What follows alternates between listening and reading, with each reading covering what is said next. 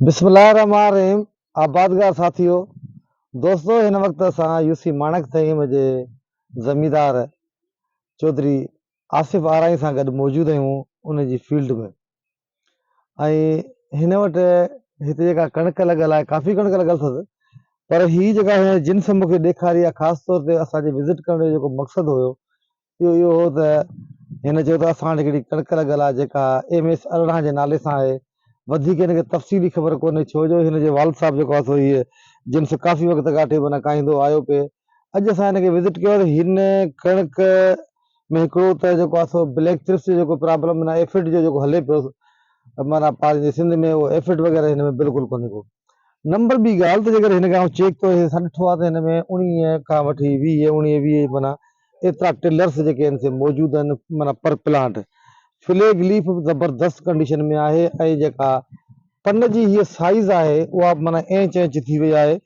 Number ॿी ॻाल्हि जेका मेन मक़सदु हो त हिन जी जेका हीअ नाड़ या जेका ॾांडी पाण चऊं, इहा बिल्कुलु जीअं इमदाद कणिक आहे, सेम टू ओढ़ी आहे। माना ईअं ई सम्झो जस्ट जेको आहे हीअ जेकी इमदाद कणिक आहे।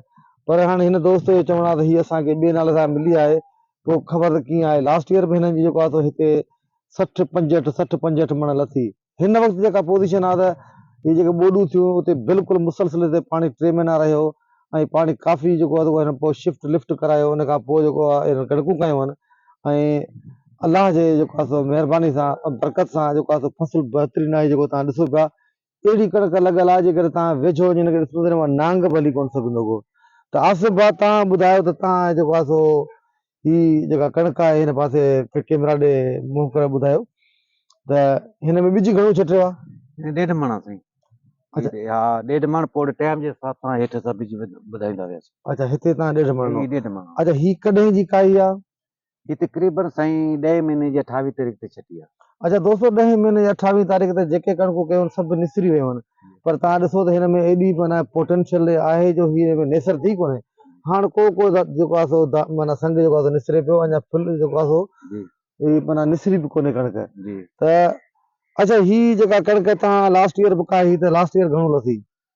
लास्ट तकरीबन ईअं जीअं हारी जा हिसाब किताब कंदा उन में हिकिड़े हारी आहे उते हिसाब कयो 5-8 मण एकड़ जो लथो। 5 मण लथो। अच्छा, घटि में घटि वारे हारी जी घणी लथी? उनजी 55 मण। 55 मण ऐं 65 मण वॾी पैदावार आहे हिन दौर में।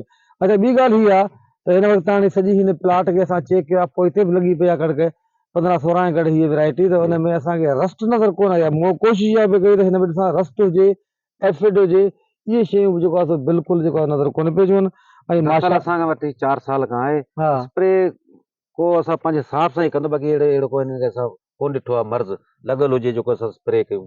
ईअं जीअं तव्हांखे मूं चवां स्प्रे कयां त तव्हांखे ज़रूरत कोन्हे। हा, ऐं ॿी ॻाल्हि हीअ हुई त पंहिंजो हिननि माइक्रो जो त बिल्कुलु इस्तेमालु कोन कयो आहे, न को हिनखे हिमिक एसिड ॾिनो अथनि, न को ज़िंक ॾिनो अथनि, माना उहे कोन कयो अथनि। पोइ हुनजे लाइ जेको आहे सो असां वेहण खां पोइ हिनखे सलाह ॾियां थो त हिनखे छा छा हिनखे स्प्रे करणु घुरिजे। जेका पोज़ीशन आहे मुंहिंजी जेको अंदाज़ो कमु पियो करे त असां हिनखे जेको अमाइनो एसिड जेको आहे न उन स्प्रे कराईंदासीं त जीअं संग जी साइज़ अञा बि जेको आहे हुनजी वधी सघे।